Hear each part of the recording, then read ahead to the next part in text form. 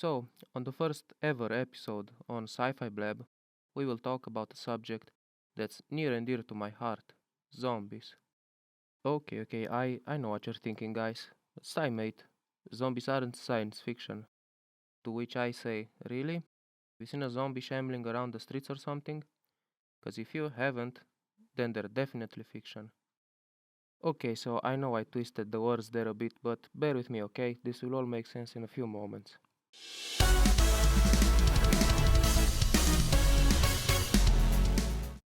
First off, let's start with the beginning and establish what exactly is a zombie.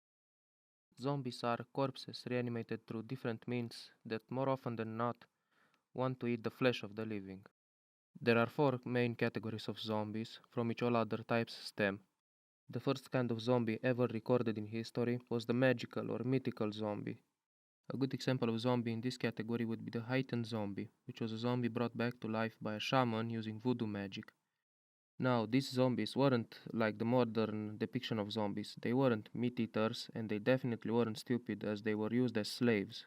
They remembered their old life, their family and friends, but they lacked free will, and that is what made them zombies. The second category of zombies are radiation zombies, which are corpses reanimated by various types of radiation. A good example in this category would be George Romero's Night of the Living Dead, in which the zombies were reanimated by radiation brought down on Earth by a space probe from NASA. The third type of zombies would be chemical zombies, which were corpses reanimated by means of various chemicals or people killed with various chemicals that resulted in them being brought back to life afterwards. And the fourth and final category of zombie would be the biological or parasitic type of zombies, which are the zombies common in today's media. These zombies are corpses brought back to life by various viruses, bacteria, or even fungi. And there would be a fifth category, which is unfortunately not recognized by the scientific community of today. This unofficial fifth category of zombies are zombies that spawn in a light level of 7 or less and that burn up in sunlight.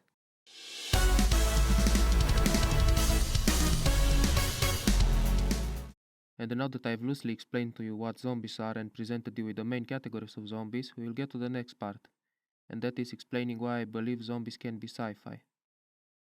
Whether a zombie is sci-fi or not really depends on the method of zombification. Radiation zombies have a very small chance of actually existing, since radiation is very harmful to the human body. Now I know we're discussing zombies, and zombies aren't real, but still, if you try to make a zombie through radiation, you'd give it cancer way before you'd reanimate it. The zombies that stand a good chance to actually seeing the light of day are chemical zombies and biological zombies. A good example of chemical zombies would be the zombies reanimated using the chemical trioxin in the Return of the Living Dead series. Now I know that the trioxin chemical is not real, but creating a chemical that induces mania and extreme violence in people wouldn't be something actually that hard. Throw in some hallucination in the mix and you've got yourself a pretty good candidate for a zombie. I know it wouldn't be a reanimated corpse, but still, it would be a very violent person that would be able to kill you. Still, even though it's a good candidate, this method has its disadvantages. And those disadvantages would be the facts that the chemicals could either kill the zombies in time, or if you stop providing the zombies with the certain chemicals that make them that way, they will either revert to normal or die off. And since the magic zombies don't fit our bill either, we'll have to go with biological zombies, which are the most likely ones to exist. A biological or parasitical type of zombie is a zombie that's been brought back to life by a certain parasite, a virus, a bacteria, or even a fungus. And the scariest thing about this type of zombie is that even though they're not reanimated corpses, evolution has already produced something similar to them. And in this point in time, through genetic manipulation, humans could produce their own zombie virus. Now, genetic manipulation is a different subject that we will cover in another video. But the basic thing to know about genetic manipulation is that it allows you to take genes from one creature and splice them into another to obtain a hybrid.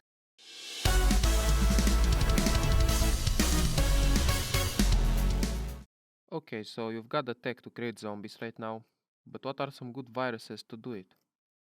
Let's start with a virus that you most likely heard about and that is associated with zombies more and more these days: rabies.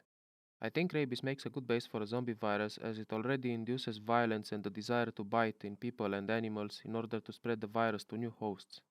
A good example of rabid zombies would be the zombies in Dying Light, which are all infected by a mutant strain of the rabies virus. Unfortunately, though, rabies would also make the infected afraid of water and sunlight, and it wouldn't actually reanimate them.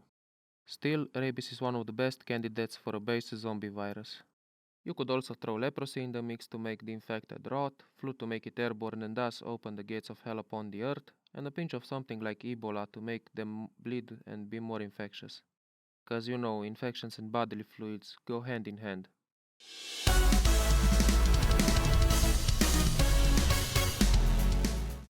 And there you go, a realistic zombie virus that could potentially happen. These zombies wouldn't be reanimated corpses, but just sick individuals. They wouldn't want to eat flesh, but they would want to bite to spread the virus, and their violence could make them kill you. But at least it wouldn't take a headshot to kill them either. Any kind of wound that would kill a normal human would kill them as well, so you've got that going for you. Which is nice, I guess.